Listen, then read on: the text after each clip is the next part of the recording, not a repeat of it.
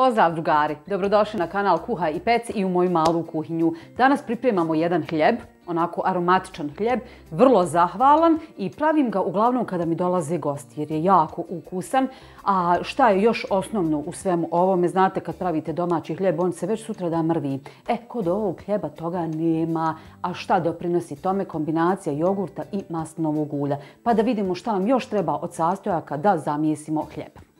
Dakle, s ove strane imam sastojke za tijesto. Maslinovo ulje, brašno, jaje, šećer, mlijeko, jogurt, so, kvasac. Sad dalje ovo maslinovo ulje moramo koristiti da dobijemo aromu. Pa ćemo se prebaciti na ovaj dio. Dakle, opet maslinovo ulje, začini po želji. Ovdje imam granule bijelog luka, origano, suhi peršun i suhi bosiljak. Naravno, dodat ćemo i malo soli. Pa prvo što treba da uradimo jeste da pripremimo mlijeko. U mlijeko dodajem jednu kafenu kašku, pošto su ove kod mene male čajne, pa neću dodati skroz puno šećera. I stavit ćemo mlijeko da se dobro zagrije. U zagrijano mlijeko dodajemo jednu supenu kašku kvasca suhog, promiješamo i ostavimo da se kvasac aktivira. Dok kvasac bude spreman, mi ćemo pripremiti ostale sastojke. Treba nam jedno jaje i dodat ćemo so. To ćemo da umutimo.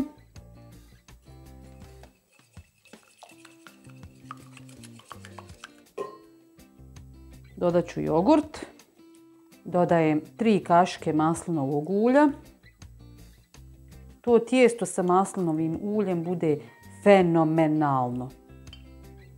I dodajem aktivirani kvasac sa mlijekom. Polako ćemo to da sjedinimo.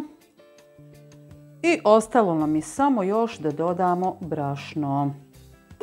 Brašno je tu, ja ga ovako izvagam u vrećicu. To mi je najpraktičnije. I sad ćemo fino zamijesiti. Malo promiješate ovom metlicom da vam bude lakše i poslije čistom rukom naravno.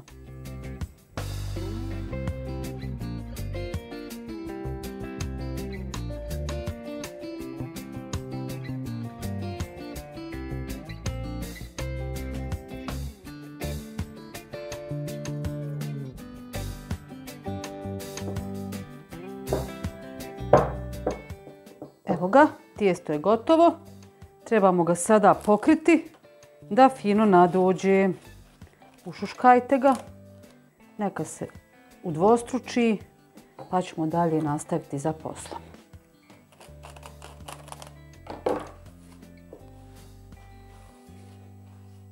Dok čekamo da tijesto nadođe, pripremamo aromatično ulje. Dakle, u jednu posudicu sipam maslinovog ulja, otprilike nekih 100 ml, možete i manje naravno. I ako ostane, neće se baciti, potrošit ćemo na neke makarončiće. Dodajem ovdje granule bijelog luka, otprilike pola kafene kašičice, da to fino dobro zamiriše. Sam nemojte nositi ovaj hljeb na posao, da ne bi kolege popadale u nesvijest. Malo suhog peršuna. Ovo začine dakle po želji. Dodajete malo origana i samo prstohvat suhog bosiljka. Njega baš ne volim da mi dominira u hrani. To ćemo promiješati i ostaviti malo da se ovi ukusi i arome otpuste.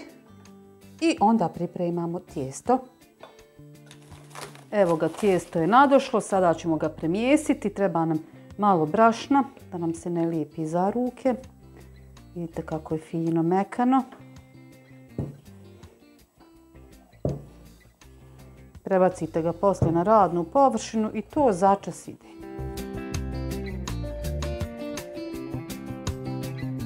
Evo ga, treba nam još malo brašna i krećemo sa razvijanjem. Mužomlat je tu i možemo krenuti. Dakle, razvijete po željenoj debljini, što tanje, to bolje.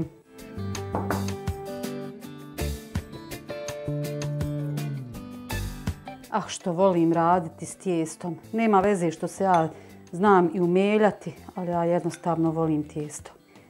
Fino ćemo namazati tijesto. sa ovim aromatičnim uljem. Ovo ovako zvuči, znate, ono wow, aromatično, u stvari najobičnije maslinovo ulje sa nekoliko začina. Dakle, tu napravite u kućnoj varijanti. Neko bi rekao to morate kupiti, sad to nešto enormno skupo, ma jok bogati. Tijesto zamotamo. Nisam znala da će izaći ovoliko, trebala sam uzeti veću silikonsku podlogu, ali nema veze, evo i ova će poslužiti svrsi. Fino motamo, samo evo izlijepilo se čak za silikon. Ja ću peći na papiru za pečenje. Sad vama ostavljam, vi možete u tepsiju, ali evo ja ću to ovako. I složit ćemo malo u krug ili najobičniji hljeb, znači kao jedan da pravite.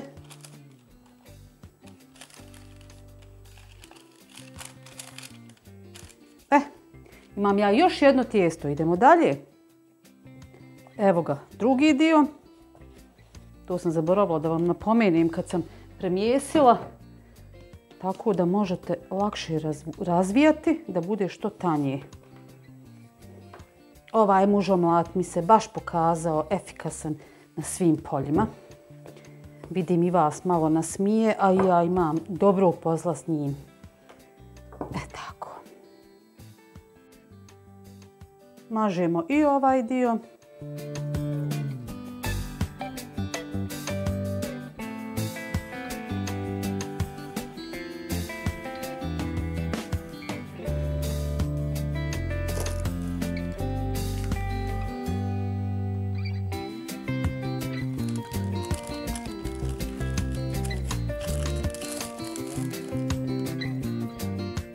Sada ćemo hljeb pokriti sa čistom krpom i ostaviti da nadođe nekih 10-15 minuta. Evo me, poslije 15 minuta, evo vidite kako je hljeb fino nadošao. Sada ćemo ga ponovo namazati sa malo ulja. Obavezno ostavite malo ulja na kraju kad se ispeče. Da ga namažete, znate kakvu finu, krasnu koricu dobije. Nakon što namažemo, ništa znači pretjerano. Ja ću posoliti sa himalajskom soli. Vi možete koristiti običnu, nećemo ni previše. Samo da dobije tu slanoću, kao kad kupite kifle u pekari. E, ovo je još bolje. E tako, evo ga, spreman je za pečenje. Rernu sam već uključila da se zagrijava, ako već nisam rekla. I hljeb sada ide u zagrijanu rernu. I evo ga, pogledajte kako je to prekrasno nadošlo. Ostalo nam je samo još da koricu namažemo sa malo ulja. Nemojte štediti, ako vam je ostalo slobodno sve, to će tijesto da popije, a dobit ćete fantastičan hljeb.